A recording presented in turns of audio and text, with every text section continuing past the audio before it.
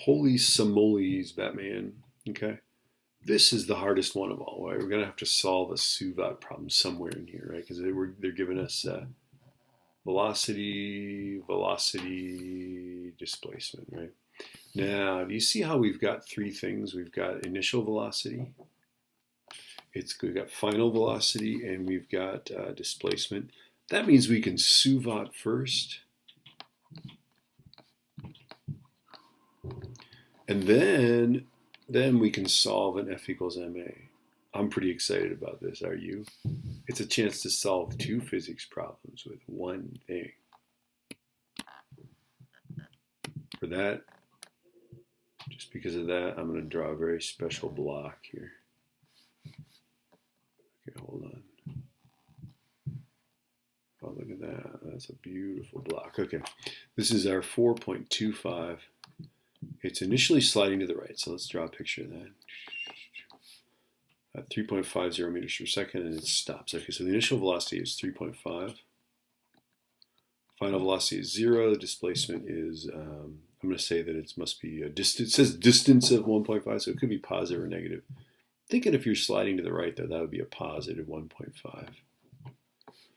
Okay, and then of course we don't give a hoot about t, so we want to use no t. So v squared is u squared plus 2ax, or 2as. So a is v squared minus u squared over 2s. So it's 0 squared minus 3.5 squared over 2 times 1.5. And that's how it's going to be negative, right? If we're moving to the right and we stop, I think we can all agree that this is a negative acceleration. Okay, sliding to the right and stopping is negative acceleration. It's classic deceleration. Okay, so left parenthesis, 0 squared. Don't forget to square your 0. It's very important. Minus 3.5 squared, right parenthesis divided by 2 divided by 1.5.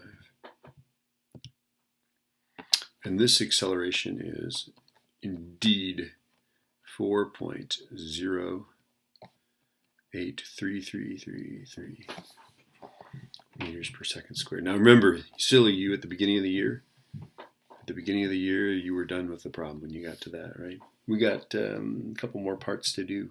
One we've already done, right? And that is that the dynamic friction would be opposing this, and it would be to the left. So 5.0031, and that we got from mu times m times g, which is mu times the reaction force, which is the force of friction. Okay. All right. That's supposed to be like a parenthesis. Yeah. Either one of those, right? That's the force of friction. Okay. And then there's some unknown force acting on it, right? So we just go, we don't know which way it is. Definitely this guy would be negative, right? Okay. So let's see. Now we got to set it up. I think we got to set up F equals ma. So you SUVOT first, then we do F equals ma. So we got negative 5.0031 plus F equals 4.25 times negative 4.083 bar. All right. I'm going to show you a trick here. There's a way to type in repeating decimals in your TI calculator. Okay, so I'm going to go 4.25 times negative 4.083 bar. And then to get the 3 bar, you just do this. You got that? Okay. And then I'm going to go, I'm going to add this guy. I'm going to go plus 5.0031. And I get that the force is negative 12.3510666. It just keeps going. Okay, that's newtons, right? Okay, well, that's interesting, right? So that force is to the left. That means that this thing is slowing down faster than it would if that force weren't acting on it, right? That force actually ends up being this way and big, right? 4 newtons. Yay. Okay, so that force means to the left. It's a retarding force. In other words, it's slowing this thing down. Wow, that's exciting.